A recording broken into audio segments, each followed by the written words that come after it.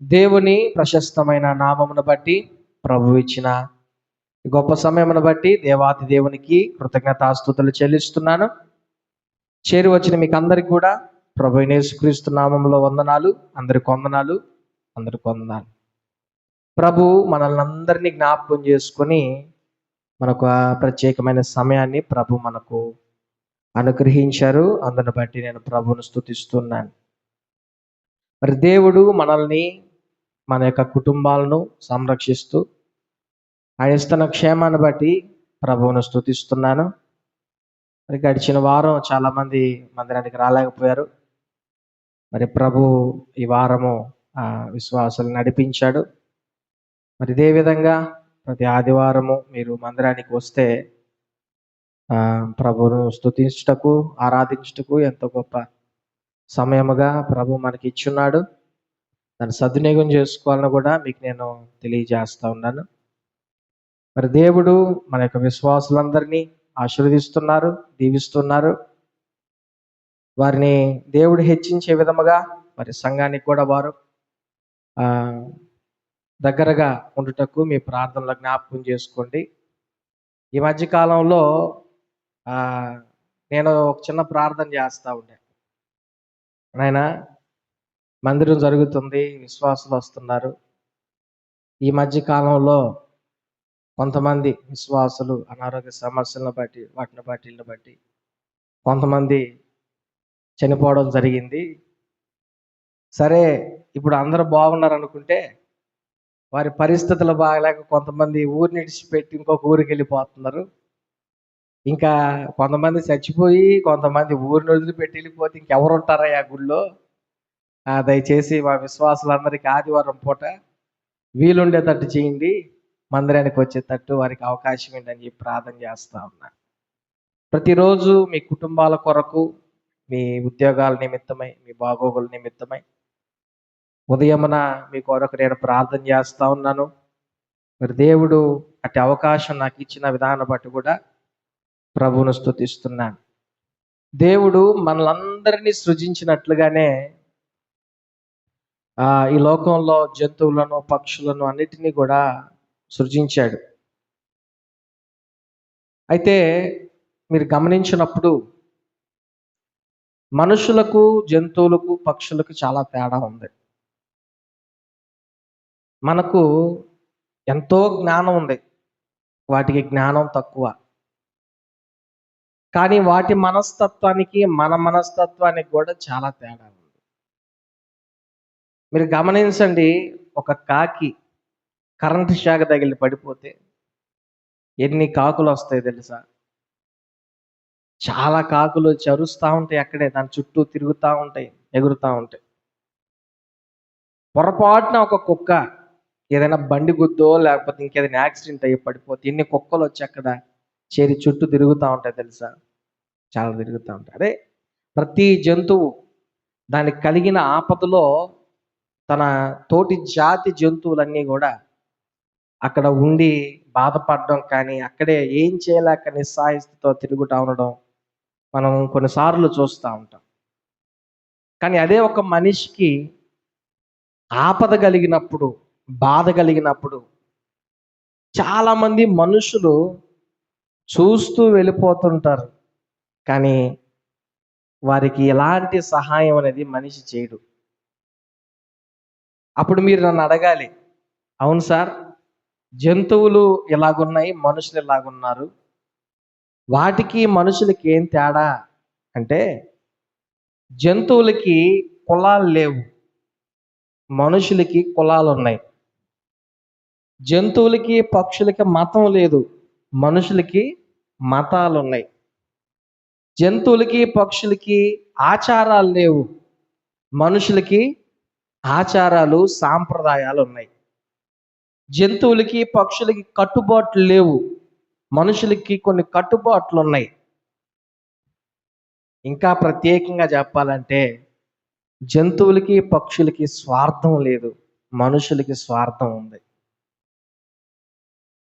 చాలామంది మనుషులు తన తోడి పొరుగువాని యొక్క బాధల్లో చేయగలిగిన సహాయం చేయలేని ఒక భయంకరమైన స్థితిలో మనుషులు ఉన్నారు.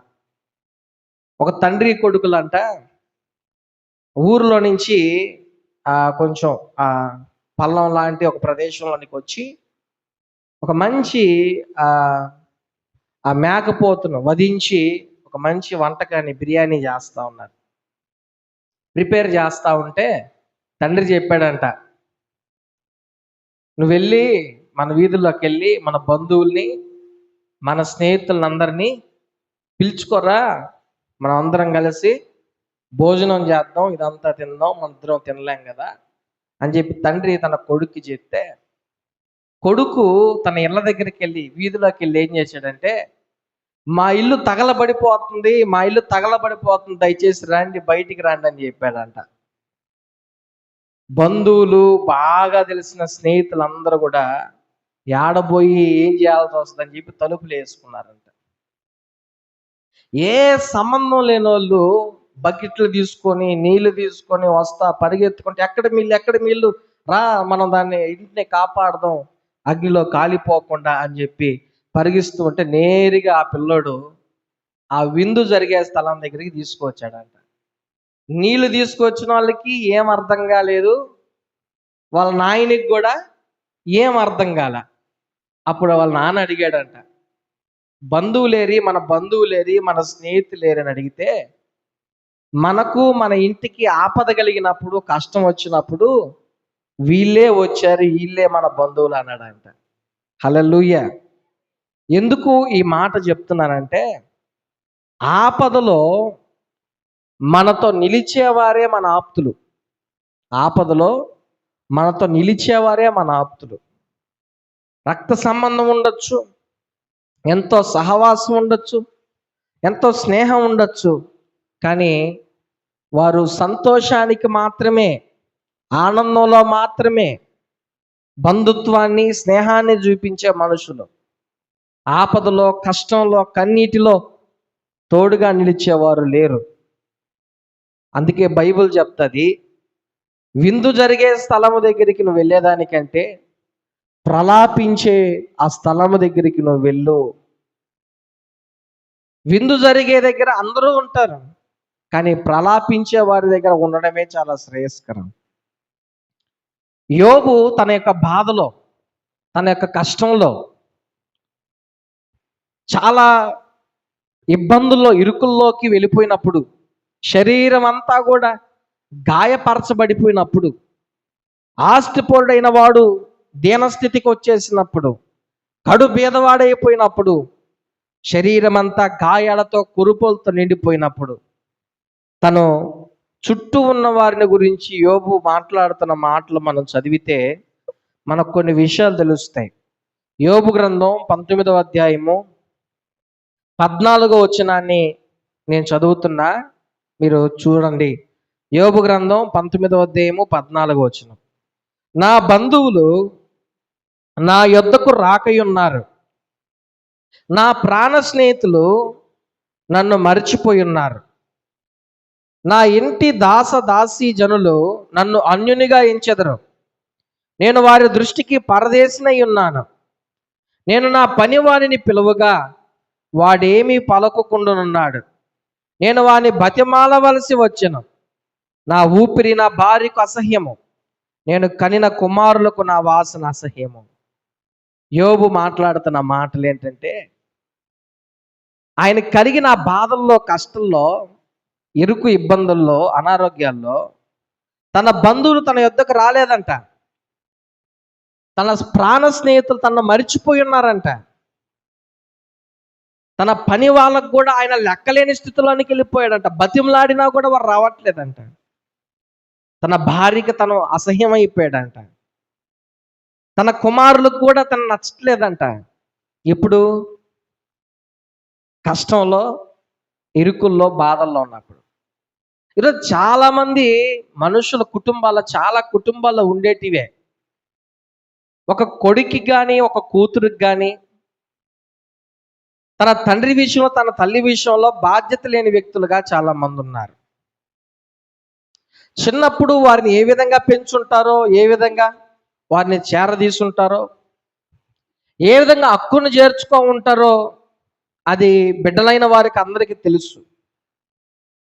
కానీ ఒక వివాహమైన తర్వాత, ఒక బాధ్యతలు ఏర్పడిన తర్వాత తల్లిదండ్రుల్ని చూసే మనస్తత్వం కొడుకు లేదు, కోడళ్ళకి లేదు. సరైన విధానంలో వారు చూడడానికి మనసు చాలా మందికి రావట్లే. ఎందుకు చాలామంది అంటుంటారు, ఆయన దగ్గర వాసన వస్తుంది, ఆమె నీట్గా ఉండదు, అవంతా పిచ్చి పిచ్చిగా ఉంటుంది, తిడతాది, అరస్తుంది, ఇవన్నీ చాలామంది చెప్తారు. కానీ వాస్తవమైన విషయం ఏంటంటే, వయసు పెరిగే కొద్దీ వారి శరీరాన్ని వారు కంట్రోల్ చేసుకోలేరు. ఏదో ఒక జబ్బు, షుగరో, బీపీ వచ్చేసి ఉంటుంది. శరీరం అంతా బలహీనతతో ఏర్పడిపోయి ఉంటుంది. వారిని సరిగా చూసుకోలేని పరిస్థితి. అలాంటి పరిస్థితుల్లో మనుషులు వారి యొక్క హృదయాలు ఎలాగున్నాయి, ఎలాంటి పరిస్థితుల్లో ఉన్నాయి, ఎన్నో సాకులు చెప్పే పరిస్థితులు. చిన్న వయసు ఆ పరిస్థితినప్పుడు తల్లిదండ్రులు ఎంతో వారిని గారాబంగా పెంచి, వారిని చేరదీసి, వారిని స్నానాలు చేపించి, మొత్తం వారికి చేసి కష్టపడి చదివించి అంత చేస్తే, ఈ రోజున తల్లిదండ్రుల పట్ల కుటుంబాలకు సరైన మనస్తత్వం లేక చాలామంది సరిగా చూడక చచ్చిపోయే వాళ్ళు ఉన్నారు తెలుసా. మనకు తెలుసు, మన కళ్ళ ముందు చూస్తున్నాం కొన్ని కుటుంబాల పరిస్థితి. ఎందుకు ఇలాంటి పరిస్థితులు వస్తున్నాయి? ఎందుకు ఇలాంటి మనస్తత్వం ఏర్పడుతుంది మనుషులకి? బయట వ్యక్తులకు సరే, క్రైస్తవులకు కూడా ఇలాంటి మనస్తత్వం ఎందుకు వస్తుంది అంటే, వారిలో దేవుని ప్రేమ కానీ, దేవుని భయం కానీ లేని పరిస్థితి. బైబిల్లో కూడా ఎలిమెలెకు అనే కుటుంబం ఉంది. తన భార్య పేరు నయోమి, తన ఇద్దరు కొడుకుల పేరు మహలోను, కిల్యోను. ఈ నలుగురు బెత్లెహేం అనే ఊరు నుండి మోయాబు దేశానికి వెళ్ళారు. ఆ బెత్లెహేం అనే ఊరిలో కరువు వచ్చిందని. అయితే ఆ మోయాబు దేశానికి వెళ్ళిన తర్వాత కుటుంబ పెద్ద ఎలిమెలెకు కొంతకాలానికి చనిపోయాడు. చనిపోతే ఇద్దరు కొడుకులకి తల్లి పెళ్లి చేసింది. ఒక ఆమె పేరు రూతు, ఒక ఆమె పేరు ఓర్ప. 10 సంవత్సరాలకి ఇద్దరు కొడుకులు కూడా చచ్చిపోయారు. అప్పుడు ఆ నయోమికి వచ్చిన వార్త ఏంటంటే, ఏ ఊరినైతే మీరు విడిచిపెట్టి వచ్చారో ఆ ఊరిలో దేవుడు మరలా సమృద్ధి చేశాడు. అయితే ఆ ఊరిలో అనేకులు బాగున్నారు, సంతోషంగా ఉన్నారని తెలిసినప్పుడు ఆ ఊరికి ప్రయాణం అయ్యే క్రమంలో తన కోడలతోటి రూతు మాట్లాడుతుంది. 1వ అధ్యాయము 16వ వచనం రూతు గ్రంథంలో. అందుకు రూతు నయోమి 15వ వచనంలో మాట్లాడుతుంది, మీరు నా వెంబడి రావద్దు, మీరు ఈ దేశంలోనే వివాహాలు చేసుకొని సంతోషంగా ఉండండి. నేను మరలా కుమారులు కనిన దాకా మీరు ఉండలేరు, అది జరగని పని. కాబట్టి నా దారి నేను వెళ్ళిపోతాను, మీరు వివాహాలు చేసుకొని మీ పాటికి మీరు సంతోషంగా ఉండండి అమ్మా అని చెప్పి నయోమి చెప్తే, రూతు తన అత్తతో మాట్లాడుతుంది. అందుకు రూతు, నా వెంబడి రావద్దనియు, నన్ను విడిచిపెట్టవద్దనియు, నన్ను బ్రతిమాలు కొనవద్దు, నువ్వు వెళ్ళు చోటికి నేను వచ్చేదను, నీవు నివసించు చోటనే నేను నివసించదను, నీ జనమే నా జనము, నీ దేవుడే నా దేవుడు, నీవు మృతి పొందు చోటున నేను మృతి పొందేదను, అక్కడనే పాతి పెట్టబడదను, మరణము తప్ప మరి ఏదైనాను నన్ను ప్రత్యేకించినట్లా యెహోవా నాకు ఎంతో కీడు చేయనుగాక అనెను. ఈ సందర్భం ద్వారా మీకు నేను ఏం చెప్పదలుచుకున్నానంటే, కుటుంబంలో భర్తను కోల్పోయింది, ఇద్దరు కొడుకులను కోల్పోయింది, ఇద్దరు కోడళ్ళు ఆమె మాత్రమే మిగిలారు. అత్త చెప్పింది లోక మర్యాద చొప్పున, మీరు నన్ను విడిచి వెళ్ళిపోండి, వివాహాలు చేసుకొని మీరు సంతోషంగా ఉండండి, నేను నా ఊరికి వెళ్ళిపోతున్నాను అంటే, వారిలో ఓర్ప అనే ఆమె ఒక కోడలు పెద్దగా ఏడ్చి కౌగిలించుకొని, తన తోడి కోడలు కూడా కౌగిలించుకొని ఏడ్చి అత్త చెప్పిన మాటను బట్టి వెళ్ళిపోయింది. ఇంకొక కోడలు ఉంది రూత్ అనే ఆమె తన యొక్క అత్త చెప్పిన మాటను విన్నది, కానీ ఆమె అంటది, సంతోషంలో మనం అందరం కలిసి ఉన్నాం, బాధల్లో మనంతా కలిసి ఉన్నాం, కానీ ఇప్పుడు నన్ను నువ్వు వెళ్ళిపోమంటున్నావు, దయచేసి ఆ మాట మాత్రం నాకు చెప్పొద్దు, నేను విడిచిపెట్టలేను, నన్ను దయచేసి ఆ మాట చెప్పి నన్ను వెళ్ళమని చెప్పొద్దు, నీ జనమే నా జనము, నీ దేవుడే నా దేవుడు, నీవు మృతి పొందు చోటున నేను మృతి పొందేదను, అక్కడనే నేను కూడా పాతి పెట్టబడదని అంటది. అంటే ఈ సందర్భం ద్వారా నేను ఏం చెప్పదలుచుకున్నానంటే, ఈమె ఒక అన్యురాలు, దేవుని మీద సరైన అవగాహన లేనిది. పైగా ఈ సొంత ఊరిలో బెత్లెహేంలో కూడా వీళ్ళు లేరు, వాళ్ళ ఊరిలోనే ఆమె ఉన్నది. అయినా కానీ వాళ్ళ మర్యాదలను కానీ ఆచారాలను కానీ సాంప్రదాయాలను పక్కన పెట్టి ఒక సాటి మనిషి ఆమెకు తోడుగా ఉండాలా, ఆమెకు సహాయంగా ఉండాలా, ఆమెను విడిచిపెట్టకూడదు అనే ఒక ప్రత్యేకమైన కారణం చేత రూతు తన అత్త నయోమిని విడిచిపెట్టలేదు. ఈ రోజున దేవుని మాటలు మీతో ఏం చెప్తున్నాయంటే, కష్టాలు, కొన్ని సమయాలు, బాధలు, ఎన్నో పరిస్థితులు వస్తాయి. వాటన్నిటిలో మనం కొనసాగుతున్నప్పుడు భర్త నచ్చకపోవచ్చు, భార్య ఆ శ్రమల్లో కష్టాల్లో నచ్చకపోవచ్చు, బిడ్డలు భారంగా అనిపించవచ్చు, కుటుంబం ఎంతో కలతగా ఉంటుంది. అలాగని చెప్పి ఆ కుటుంబాన్ని విడిచిపెట్టి వెళ్ళిపోవడం కానీ, బాధ్యతలు ప్రక్కన పెట్టడం కానీ, అందరినీ చూడకపోవడం కానీ ఈ రోజున మనుషులు ఎవరైతే చేస్తారో, క్రైస్తవులు, వారిలో దేవుని భయం కానీ దేవుని ప్రేమ కానీ లేదు. ఈ రోజున చాలా మంది సహాయం చేసేదానికి ఆచారాలు సాంప్రదాయాలు చూస్తున్నారు. నాకు యాక్సిడెంట్ అయి పడిపోయినప్పుడు 20 నిమిషాలు నేను ఆ చెట్లలోనే పడిపోయినప్పుడు నా కుటుంబ సభ్యుల్లో కొందరు నా దగ్గరికి రావాలి. వారికి తెలిసినప్పుడు వెంటనే వాళ్ళు ప్రయాణం అవుతా ఉంటే కొంతమంది చెప్పారంట, ఫోన్ చేసి ఏమని చెప్పారంటే, మీ అమ్మ చనిపోయింది వారమే, ఇంకా మీ ఇంట్లో కార్యం కూడా జరగలేదు, నువ్వు బయటికి పోకూడదని చెప్పారంట. ఎవరైతే నా దగ్గరికి వచ్చి నన్ను తీసి అంబులెన్స్లో పెట్టాలని కదులుతున్నారో వారికి కొంతమంది చెప్పిన మాట ఏంటంటే, మీ అమ్మ చనిపోయి వారమే అయింది, ఇంకా మీ ఇంట్లో కార్యం కూడా జరగలేదు, కాబట్టి నువ్వు బయటికి పోకూడదు అన్నారట. కానీ ఎవరైతే నా దగ్గరకు వచ్చారో ఆ బంధువు ఆ మాటలు కానీ ఆచారాలు కానీ చూడాల. ఒక మనిషి ఆపదలో ఉన్నాడు, కష్టంలో ఉన్నాడు, బాధల్లో ఉన్నాడు, వానికి మేము సహాయం చేయాలి. చాలామంది ఈ ఆచారాలు, సాంప్రదాయాలు, రోజులు వీటన్నిటినీ పెట్టుకొని సహాయం చేసే శక్తి ఉన్నా, ఆ మనసున్నా, ఈ కులాలు, మతాలు, భేదవాడు, ఉన్నోడు, లేనోడు, ఈ తేడాలన్నీ పెట్టుకొని మనుషులు ఏం చేస్తున్నారంటే, చేయగలిగిన శక్తి ఉన్నా, సహాయం చేసే ఓపిక ఉన్నా చూస్తూ వెళ్ళిపోతా ఉన్నారు అంతే. ఏ వ్యక్తి కూడా ఆదుకునే మనస్తత్వం, సహాయం చేసే మనస్తత్వం అనేది లేకుండా పోయింది. మా అమ్మ చనిపోయినప్పుడు, మా అమ్మగారు బాగలేక చనిపోయినప్పుడు నా కుటుంబ సభ్యుల్లోనే, మా నాన్నగారి బంధువుల్లోనే కొంతమంది వారు వివాహం శుభకార్యం పెట్టుకున్నారని చెప్పి ఆఖరి చూపును చూడడానికి కూడా రాల. ఎందుకు? వాళ్ళు కానీ ఇక్కడికి వచ్చి వెళ్తే వాళ్ళ శుభకార్యంలో ఇబ్బందులు అవుతాయని. సరే, వాళ్ళు చెప్పింది నిజమే అనుకుందాం. కనీసం చనిపోయిన తర్వాత వాళ్ళ కార్యం అయిపోయిన తర్వాత కొన్ని రోజులకైనా వచ్చి పరామర్శించాలా, ఎలాగున్నామని అడగాల? అడిగిన దాఖలాలు లేవు. చాలామంది వచ్చారు, కానీ చాలామంది ఎవరు? దేవుని ప్రేమ చేత సంపాదించుకున్న మా సంఘాలు. హల్లెలూయా.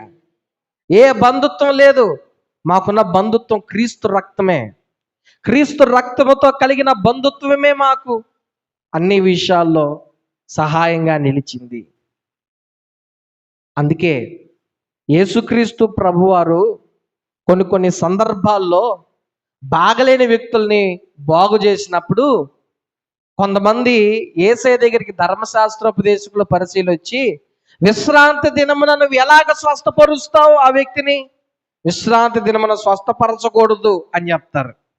అప్పుడు యేసయ్య అంటాడు, మత్తయి సువార్త 12వ అధ్యాయము 11వ వచనం, అందుకు ఆయన, మీలో ఎవనికైనను ఒక గొర్రెయుండి అది విశ్రాంతి దినమున గుంటలో పడిన ఎడల దాన్ని పట్టుకుని పైకి తీయడా? ప్రజలు ఏమని ప్రశ్నించారు? విశ్రాంతి దినమున ఒక వ్యక్తిని నువ్వు స్వస్థపరిచావు, విశ్రాంతి దినం స్వస్థపరచకూడదంటే 11వ వచనములో ప్రభు ఏమంటాడు, మీలో ఏ మనుషునికైనా ఒక గొర్రె ఉండి అది విశ్రాంతి దినమున గుంటలో పడిపోతే దాన్ని పైకి తీయడా? గొర్రె కంటే మనుషుడు ఎంతో శ్రేష్ఠుడు, కాబట్టి విశ్రాంతి దినమున మేలు చేయట ధర్మమే అని చెప్పాడు. అంటే ఈ సందర్భం ద్వారా మీరు ఏం తెలుసుకోవచ్చు అంటే, రోజులను బట్టి, ఆచారాలను బట్టి, సాంప్రదాయాలను బట్టి, కులాలను బట్టి, మతాలను బట్టి, నీ బంధువుకి ఈ సాంప్రదాయాలను బట్టి, వీటిని బట్టి నీ సహోదరులకి మేలు చేయకుండా ఉండబాకు. గుర్తుపెట్టుకోండి. నేను మీకు చాలా ప్రాముఖ్యమైన విషయం చెప్తా ఉన్నా. మన బంధువుల్లో, స్నేహితుల్లో హిందువులు ఉండొచ్చు, ముస్లింలు ఉండొచ్చు, ఎందరో ఉండొచ్చు. కానీ నీవు నమ్మిన యేసుక్రీస్తు ప్రభువారు మేలు చేయమంటున్నారు, ఆదరించమంటున్నారే కానీ కులాన్ని, మతాన్ని చూడమని చెప్పట్లా. నీ మార్గం నీదే. నీ స్నేహితుడి ఇంటికి వెళ్ళినప్పుడు, నీ బంధువు ఇంటికి వెళ్ళినప్పుడు, వారు అన్యుడైనా ఎవరైనా కూడా వారు పెట్టింది తినొచ్చు, తప్పులేదు. అలాగే వారి కుటుంబంలో ఎవరైనా చనిపోతే, లేదా నీ స్నేహితుల ఇంట్లో ఎవరైనా చనిపోతే, వారి హిందువుడనో ముస్లింలనో నువ్వు క్రైస్తుడువనో పోకుండా ఉండకూడదని చెప్పి ప్రభు చెప్పలా. కావాలంటే నీకు శక్తి ఉంటే, నీకు మనసు ఉంటే వారి పాడి మోసినా కూడా ఇబ్బంది లేదు, నీకేం నష్టం రాదు. వారి కుటుంబంలో నీవు చేయగలిగిన సహాయం ఎంత చేసినా ఇబ్బందిలే. ప్రభు దాన్ని ఏ విధంగా, రే నువ్వు క్రైస్తుడు అయిపోతివే, హిందువులకి ఎందుకు మేము వెళ్ళి చేసావు అంటాడా ప్రభు? దేవుని వాక్యం చెప్తుంది, యేసుక్రీస్తు అందరికీ ప్రభు. బిగ్గరగా చప్పట్లు కొట్టండి, హల్లెలూయా. యేసుక్రీస్తు ప్రభు వారు ఎవరంట? అందరికీ ప్రభు అంట. ఆయన ఒక కులానికి, ఒక మతానికి ప్రభు కాదు. ఆయన ఒక జాతికి కాదు, ఒక ఊరికి కాదు, ఒక గ్రామానికి కాదు, ప్రపంచానికి ఆయన ప్రభు. మనుషుల్లో మనకుంటాయి తెగలు, మనుషుల్లో మనకు జాతులు ఉంటాయి, మనకు స్వార్థాలు ఉంటాయి, మనకు కక్షలు ఉంటాయి, ఈర్ష్యలు ఉంటాయి. దేవునికి ఉండదు. ఒకవేళ మనకున్న కక్షలే, మనకున్న స్వార్థాల దేవుడికి ఉంటే మనుషులంతా చచ్చిపోవాలి, ఈ పాటికి మొత్తం చచ్చిపోవాలంతే. ఆ యవనస్తుడు అంటాడు, ఏర్రా బంధువులు ఏర్రా, మన స్నేహితులు ఏర్రా, మన ఇరుగు పొరుగు వారు ఏర్రా అంటే, మన ఆపదలో మనకు తోడుగా నిలిచిన వారు, మనతో వచ్చిన వారు వీళ్ళే మన బంధువులు, వీరే మన ఆత్మలు. హల్లెలూయా. యేసుక్రీస్తు ప్రభు వారు కూడా ఒక సందర్భంలో ఒక మాట అంటారండి, అద్భుతమైన మాట. ఏంటంటే మత్తయి సువార్తలో ఆ మాటలు ఉంటాయి. 25వ అధ్యాయము 35వ వచనం నుంచి ఉంటాయి ఆ మాటలు. నేను ఆకలిగొంటిని, మీరు నాకు భోజనం పెట్టితిరి, దప్పిగొంటిని, నాకు దాహం ఇచ్చితిరి, పరదేశినయ్యుంటిని, నన్ను చేర్చుకుంటిరి, దిగంబరినయ్యుంటిని, నాకు బట్టలు ఇచ్చితిరి, రోగినయ్యుంటిని, నన్ను చూడవచ్చితిరి, చెరసాల్లో ఉంటిని, నా యొద్దకు వచ్చితిరని చెప్పాను. ఈ మాటలు ప్రజలతో యేసయ్య చెప్తున్నాడు. నేను చెరసాల్లో ఉంటే నన్ను చూడడానికి వచ్చారు, నాకు ఆకలి అయితే అన్నం పెట్టారు, నా చలిగా ఉంటే దుప్పటిచ్చారు, నాకు దాహం అయితే నీళ్ళు ఇచ్చారు, నన్ను ఆదరించారంటే ఆ మనుషులు అంటారు, అయ్యా మేమెప్పుడు నీకు దాహం అయితే నీళ్ళు ఇచ్చాం, భోజనం పెట్టాం, ఎప్పుడు మేము చెరసాలలో చూడడానికి వచ్చాం, ఎప్పుడు నేను పరామర్శించడానికి వచ్చామంటే మిక్కిలి అల్పులైన వారికి మీరు చేశారు కాబట్టి నాకు చేసినట్టే. గట్టిగా చప్పలు కొట్టండి యేసునామంలో. హల్లెలూయా. గుర్తుపెట్టుకోండి, మీరు గుర్తుపెట్టుకోండి, ఆకలితో ఉన్నవాడికి మీరు అన్నం పెడితే దేవునికి అన్నం పెట్టినట్టు. దేవునికి మనం ప్రత్యక్షంగా అన్నం పెట్టలేం, దేవునికి మనం ప్రత్యక్షంగా వస్త్రాలు ఇవ్వలేం, దేవునికి ప్రత్యక్షంగా మనం వైద్యం చేయించలేం, ఇంకోటి ఇవ్వలేం. ఏ మనిషికైతే ఆపదలో ఉండి, ఏ మనిషి అయితే ఆపదలో ఉండి ఆ మనిషికి మనం సహాయపడతామో ఆ వ్యక్తికి చేసినప్పుడు అది దేవునికి చెందినట్లుగా దేవుడు చెప్తున్నాడు. హల్లెలూయా. ఈ రోజున మన ధ్యానాంశం ఏంటంటే ఆపదలో నీతో ఉన్నవారే నీ ఆప్తులు. ఆపదలో నీతో ఉన్నవారే నీ ఆప్తులు. ఇంకొక జనం కూడా ఉన్నారు అక్కడ. ఎవరు? అక్కడ ఉన్న ఇంకొక బ్యాచ్ కూడా ఉంది. వాళ్ళు ఎవరు తెలుసా? మేము మందిరానికి వచ్చాం, దశంభాగాలు ఇచ్చాం, పాటలు పాడాం, మీటింగ్లో చేరాం, చప్పట్లు కొట్టాం, అన్ని చేసాం కదా, మమ్మల్ని ఎందుకు నువ్వు పట్టించుకోవట్లేదంటే అక్రమము చేయు.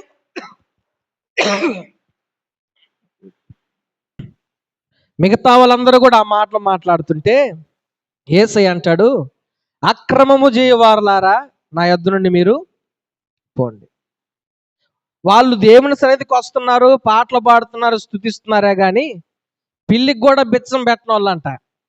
సామెత అంటుంటారు, ఏంది వాడు పిల్లికి కూడా బిచ్చం పెట్టడయ్యా, నరమాత్రుడికి సహాయం చేయడయ్యా. బైబిల్లో కూడా ధనవంతుడైన వాడు ఉన్నాడు, ఊదారంగు వస్త్రపులు ధరించుకున్న వ్యక్తి, దర్జాగా తిరిగే వ్యక్తి. తన ఇంటి ముందు ఒక దెబ్బగుంటలో లాజర్ అనే దరిద్రుడు కూడా ఉన్నాడు. కానీ తన బ్రతికినన్ని దినాలు ఏ రోజున కూడా లాజర్ని పలకరించలేదు. సరే, పలకరించని స్థితి హోదాలో ఆయన ఉన్నాడు అనుకుందాం, కనీసం ఆ దారిలోనే పోయినప్పుడు అతను చూసి జాలిపడి, రే వాడు కొంచెం అన్నం పెట్టండి రా అన్నోడు కాదు. బట్టలు లేకపోతే బట్టలు ఇచ్చినోడు కాదు. రే వాడి దేహం అంతా కురుపులు ఉన్నాయిరా, కొంచెం వాడికి ఏదైనా చేయండి రా, మెడిసిన్ ఇంట్రా, వాడిని వైద్యుడికి చూపించండి రా అన్నోడు కాదు. ఎప్పుడైతే నరకంలోనికి వెళ్ళాడో అప్పుడు అబ్రహాం అంటాడు, నువ్వు ఈ లోకంలో జీవించిన దినాలన్నీ కూడా సుఖంతో జీవించావు, ఎంతో సంతోషంగా జీవించావు, ఏ వ్యక్తికి కూడా నువ్వు సహాయం చేసినాడు కాదు, ఏ వ్యక్తిని కూడా నువ్వు పలకరించినోడు కాదు. నీ సుఖమే నీది, నీ సంతోషమే నీది, నీ ఆనందమే నీది, ఎవరిని పట్టించుకోలే. ఇంకొంతమంది ఉన్నారు ఈ రోజుల్లో, చాలా మంది గనులు ఎలాంటి వాళ్ళు తెలుసోళ్ళు, ఇంట్లో భార్య బిడ్డలను బాగా చూడరు, బయట వాళ్ళందరిని బాగా చూస్తారు. ఇంట్లో భర్తని బిడ్డలను సరిగా చూడరు, ఆ బంధువుల ఇంటికి వెళ్ళి ఆడకెళ్ళి ఈడకెళ్ళి భలే పనులు చేస్తుంటారు. అది కూడా వేస్టే. ఇప్పుడు ఇంట్లో వాళ్ళని పట్టించుకోకుండా బయట వాళ్ళని బాగా చూస్తే ఏం ప్రయోజనం? బయట నీకు మంచి సాక్ష్యం ఉండొచ్చు, ఇంట్లో సాక్ష్యం లేదే. ఈరోజున చాలా మంది మనుషులు ఇలాగున్నారు. గుర్తుపెట్టుకోండి నా ప్రియమైన స్నేహితులారా, సహోదరులారా, కుటుంబంలో శోధనలు వస్తాయి, కష్టాలు వస్తాయి, మనస్పర్ధలు వస్తాయి, ఇబ్బందులు వస్తాయి. అలాగని భార్య విషయంలో ప్రేమ చూపించకుండా ఉంటారా? కుటుంబంలో కొన్నిసార్లు అన్ని అనుకూలంగా ఉండవు, కొన్నిసార్లు అన్ని సమస్యలు కష్టాల్లో ఎన్నో ఇరుకుల్లో పోతా ఉంటాం. అలాగని భర్తకి భార్య లోబడకుండా ఉంటుందా? ఉండొచ్చా? ఒకవేళ తల్లిదండ్రులు వారి స్తోమతకి మించి కూడా నీకు కావలసినవన్నీ ఇవ్వలేకపోవచ్చు, అలాగని వారు నీకు తల్లిదండ్రులు కాకుండా పోతారా? ఈ రోజున చాలా మంది మనుషుల మనస్తత్వాలు ఇలాగున్నాయి, మనుషుల హృదయం ఇలాగుంది. వాళ్ళకి నచ్చినట్టుగానే ఉండాల భర్త, నచ్చినట్టుగానే ఉండాల భార్య, లేకపోతే ఆ లెక్క వేరేగా ఉంటుంది. తల్లిదండ్రులు ఏమడిగినా కూడా తీసియాల తల్లిదండ్రులు బిడ్డలకి, లేకపోతే వాళ్ళు తల్లిదండ్రులు కాదు. ఈ మధ్య కాలంలో యూట్యూబ్లో వాటిల్లో ఎన్నో చూస్తూ ఉంటే కొంతమంది పిల్లలు ప్రశ్నిస్తున్నారు, నాన్న చాకలేనప్పుడు నన్ను ఎందుకు కన్నావు అంటున్నారు వాళ్ళు. ఎవరిని అంటే వీళ్ళని అడిగి కనాలా? నువ్వు మాకు పుట్టాలా లేదా నీ తల్లిదండ్రులు అడిగి కనాలనా? అంటే పిల్లల మనస్తత్వం ఎలాగ మారిపోయిందో చూడండి. కుటుంబంలో పరిస్థితులు అంటే తల్లిదండ్రులను చూసి పిల్లలు నేర్చుకుంటున్నారు, బయట చెడు సహవాసం చూసి పిల్లలు నేర్చుకుంటున్నారు. ఈ రోజున సమాజం ఎంతో భయంకరంగా స్వార్థంగా, ఒక పక్షికున్న మనస్తత్వం, ఒక జంతువుకున్న మనస్తత్వం కూడా మనిషికి లేకుండా పోయింది. గుర్తుపెట్టుకోండి నా ప్రియమైన స్నేహితులారా, సహోదరులారా, చాలా మంది ఇలాంటి పరిస్థితుల్లో ఉన్నారు. కొంతమంది ఏం చేస్తుంటారో తెలుసా? పొద్దులు వస్తాం, వాళ్ళకి బాగా నచ్చిన వాళ్ళకి ఫోన్లు చేస్తూ ఉంటారు, ఫోన్లు చేసి మాట్లాడుతూ ఉంటారు. కష్టం వస్తే అస్సలు పోరు. నా మనస్తత్వం ఏంటో తెలుసా? నరమాత్రుడికి ఫోన్ చేయను. నాకు అవసరం అనిపిస్తే, వాళ్ళతో మాట్లాడాలనిపిస్తే ఫోన్ చేస్తా, లేదా అవతలోళ్ళు నాతో మాట్లాడాలని వాళ్ళు ఫోన్ చేస్తే మాట్లాడతా, అంతే. అది పనిగా నేను వాళ్ళకి వీళ్ళకి ఫోన్లు చేయను. కష్టంలో మాత్రం నేను చేయగలిగే సహాయం చేస్తా. హల్లెలూయా. నువ్వు పొద్దుగూకులు ఫోన్లో మాట్లాడి, ఆ వ్యవహారాలు ఈ వ్యవహారాలు మాట్లాడి, కూడు పెట్టాల్సిన టైంలో కూడు పెట్టకపోతే ఎందుకు నువ్వు ఫోన్లో మాట్లాడు? దండగ కదా. హాస్పిటల్లో నువ్వు ఫోన్లో మాట్లాడినోడు ఆ బెడ్ మీద ఉంటే, ఆ బెడ్ మీద ఉన్న వ్యక్తిని పరామర్శించడానికి పోని వ్యక్తి అన్నిసార్లు ఫోన్ చేయడం దేనికి నువ్వు? అన్నిసార్లు పరామర్శించడం దేనికి నువ్వు? ఈ రోజున మనుషులు ఇలాగైపోయారు. కన్నింగ్ మనస్తత్వం, చంచల మనస్తత్వం, స్వార్థంతో హృదయంలో ఒకటి బయటకు ఒకటి. అలా కాదు. నీ జీవితంలో ఎలాంటి పరిస్థితి ఉన్నా కూడా ఒకే విధంగా ఉండు. ఒక వ్యక్తి అంటాడు, ఇద్దరు మనుషులకి ఎందుకు ఆ ఎక్కువ కాలం తగాదాలు ఉంటాయి, ఎక్కువ కాలం సమస్యలు ఉంటాయి, ఎందుకు వాళ్ళు తొందరగా మాట్లాడుకోరు అని చెప్పంటే, ఆ ఇంటర్వ్యూలో ఒక వ్యక్తి అంటాడు, ఎవరి మీద అయితే బాధ ఉందో ఆ వ్యక్తికి తప్ప ఊరంతగా చెప్పుంటాడంట అతను ఆ బాధ.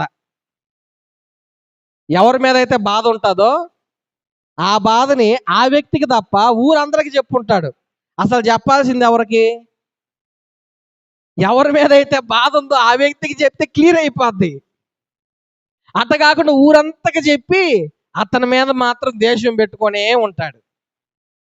ఈ రోజున నా ప్రియమైన సంగమా, మిత్రులు, ఎందుకు ఈ మాటలు ప్రత్యేకించి చెప్తా ఉన్నానంటే, ఎంతో మంది బైబిల్లో సహాయం చేసిన వ్యక్తులు ఉన్నారు.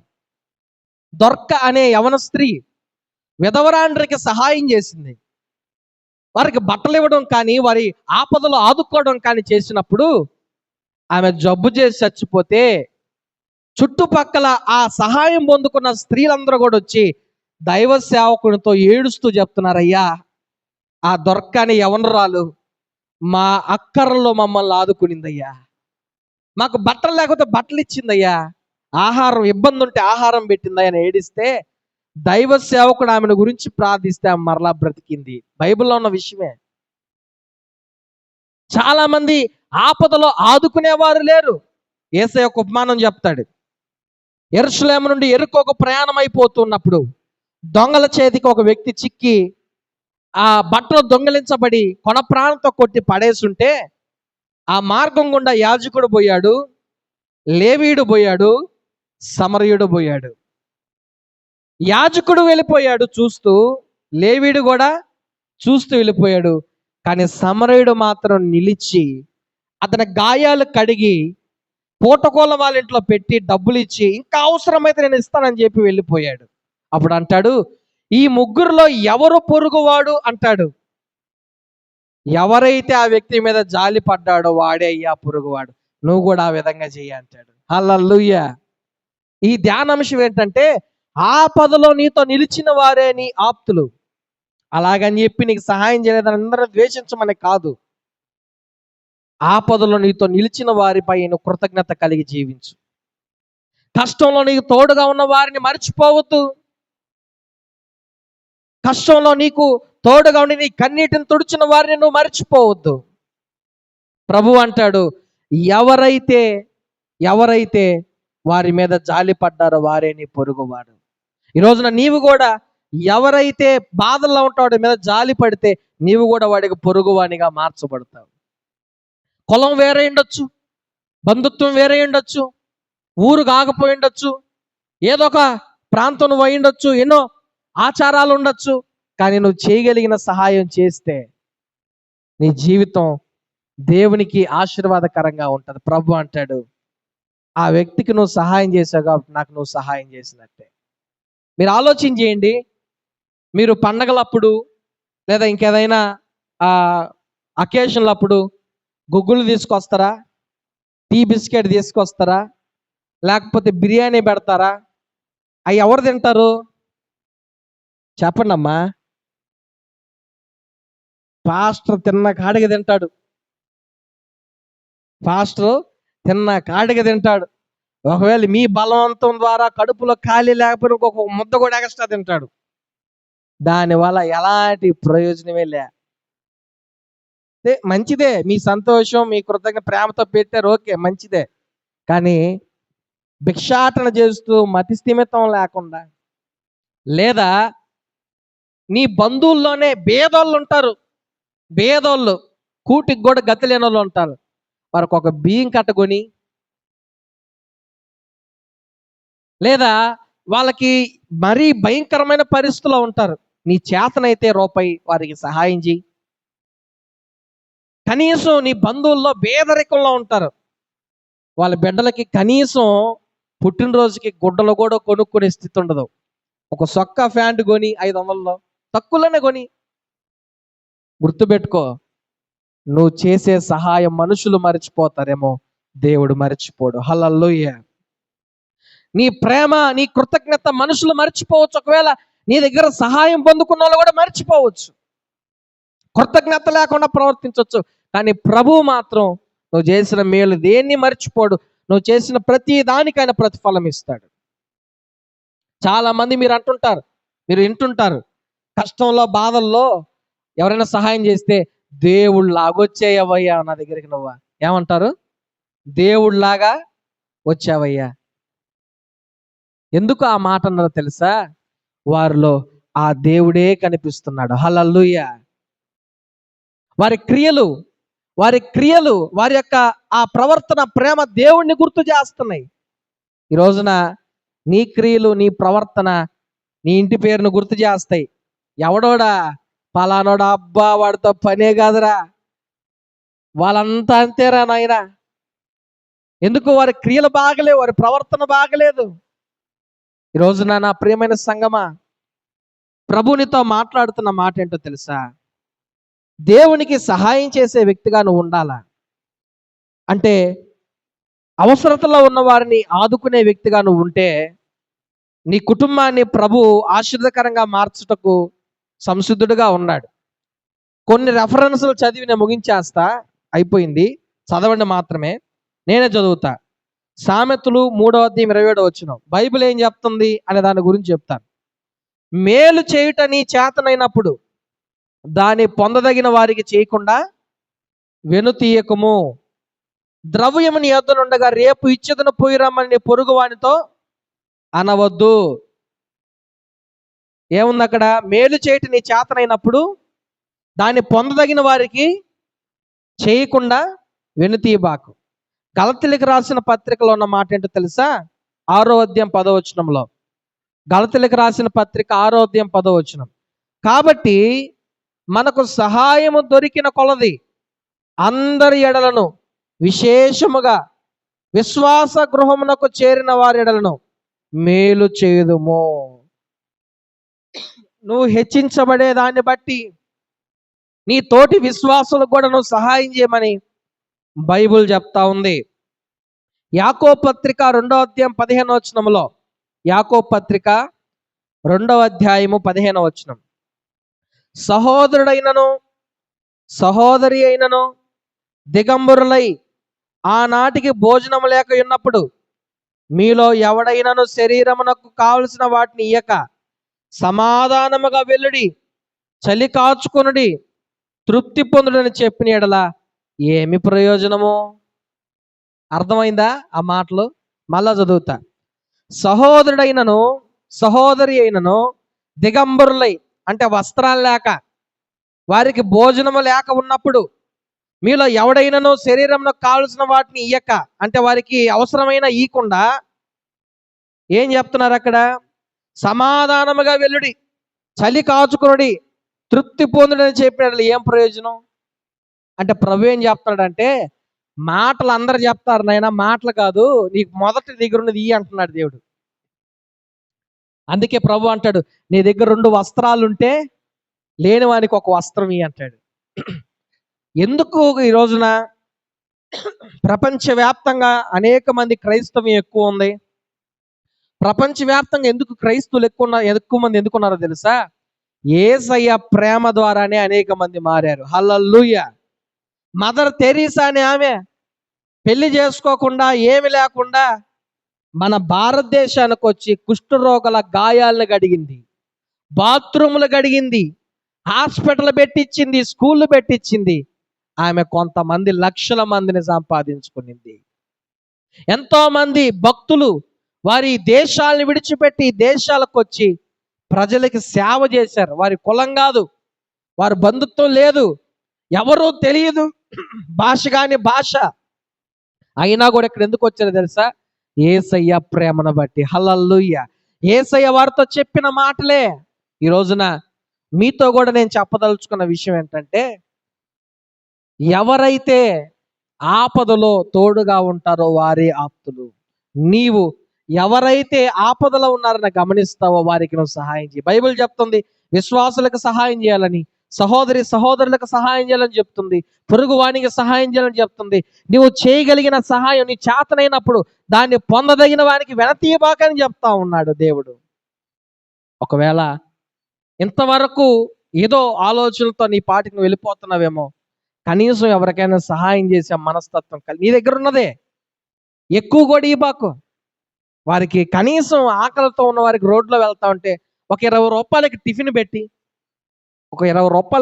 పెట్టి, లేదా భోజనం పెట్టించే మనస్తత్వం ఉంటే భోజనం పెట్టి, ఒక వాటర్ ప్యాకెట్లు తీసి, ఎంత ఆశీర్వాదం. నాకు చాలా రోజుల నుంచి ఆశ ఉండింది ఇట్లా చేయాలని. అందుకే నాకు కుదిరేది కాదు. నాకున్న ఆ పరిచర్యను బట్టి, తీరిక లేని పరిచర్యను బట్టి, తిరగడాలు, ఇంట్లో బాధ్యతలు, వీటన్ని చూసుకునేదాన్ని బట్టి చేయలేకపోయేవాడిని. ఈ సంవత్సరం ఖచ్చితంగా తీర్మానం తీసుకొని కంకణం కట్టుకున్నా. ఖచ్చితంగా నెలకొక రోజైనా వాళ్ళకి కేటాయించి ప్రజలకి, పేదవాళ్ళకి సహాయం చేయాలని. కాబట్టి ప్రతి నెల చేస్తున్నాం. ప్రతి నెల దగ్గర మీరు నమ్ముతారో నమ్మరో 15,000 రూపాయలు ఖర్చు పెట్టి, దగ్గరగా 15,000 రూపాయలు. కొంతమంది నాకు తెలిసిన వాళ్ళు నేను చేస్తున్నది చూసి ఇస్తున్నారు. ఇవ్వని పక్షంలో మనమే డబ్బులు వేసుకొని 15,000 రూపాయలు పోయిన నెల ఇక్కడ తపాతోపు ఆశ్రమం, అనాథ ఆశ్రమం పిల్లలకి భోజనం పెట్టాం. ఈ నెల 23వ తారీఖు అంటే రేపు బుధవారమున మన గొల్లపాలెం ఇక్కడ అనాథ ఆశ్రమంలో 220 మంది పిల్లలు ఉన్నారు. వారికి భోజనం పెడుతున్నాం. ఎప్పుడు? రేపు బుధవారం. మీరు కూడా వచ్చేప్పంత రండి, చెప్తా. ఆ రోజు మధ్యాహ్నం 12 గంటలకు ఆడ ఉంటాం. 23వ తేదీ. ఈ నెలతో ఆగిపోయేది కాదు, ప్రతి నెల చేస్తాం. ప్రతి నెల ఎవరైతే రోడ్లలో భిక్షాటన చేసుకుంటుంటారో, పిచ్చిగా తిరుగుతుంటారో వాళ్ళందరి దగ్గరికి వెళ్ళి కూర్చొని వాళ్ళకి ఇస్తరేసి భోజనం పెట్టి, నిజానికి చెప్పాలంటే అది చాలా చిన్నది నా దృష్టిలో. ఎందుకంటే మనిషి 3 పూటలు తింటాడు, వాళ్ళు ఒక్క పూటే పెడుతున్నాం, అది పెద్ద ఇదేం కాదు. కానీ అదైనా చేస్తున్నాం అన్న తృప్తి. అలాగా మనం కూడా స్పందించి చేయగలిగిన సహాయం ఎవరికైనా చేస్తూ ఉన్నప్పుడు, సపోర్ట్ చేస్తూ ఉన్నప్పుడు, నిజంగా చెప్తున్నాను, ప్రభు అంటాడు, మీరందరూ కూడా నా పిల్లలే. నాకు ఆకలేస్తే అన్నం పెట్టారు, దాహం అయితే నీళ్ళు ఇచ్చారు, చలిగా ఉంటే దుప్పటి ఇచ్చారు, చెరసాల్లో ఉంటే చూడవచ్చారు, రోగిగా ఉంటే పరామర్శించారు. ప్రభువా మేము ఎప్పుడు చేసామయ్యా? మిక్కిలి అల్పులైన వారికి చేశారు కాబట్టి నాకు చేసినట్టే. ఎంత గొప్ప మాట కదా. నిజంగా ఆ మాటలు నేను ఆ హృదయంలో అనుకుంటా ఉంటే, నేను దేవునికి పెడుతున్నానా, దేవునికి సహాయం చేస్తున్నానా, ఎంత గొప్ప స్థితి ఇచ్చావయ్యా నాకు. ఈ రోజున మనం అందరం కూడా చేయగలిగిన సహాయం మన ఊరిలో కావచ్చు, మన గ్రామంలో కావచ్చు, అన్నిట్లో మనం ముందుకు వెళ్ళాలి. కానీ ఒక్కడు చెప్తున్నా,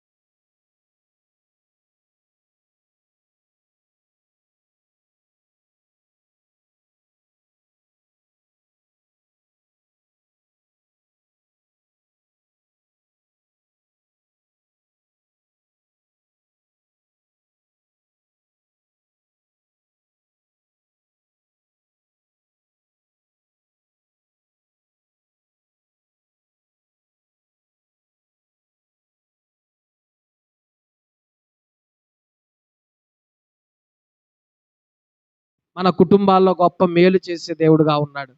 కాబట్టి ఈ సందేశాన్ని నేను ముగిస్తున్నాను. మనమందరం తల వంచి కళ్ళు మూసుకొని ప్రభు పాదాల చెంత ప్రార్థనలు ఏకీవిద్దాం.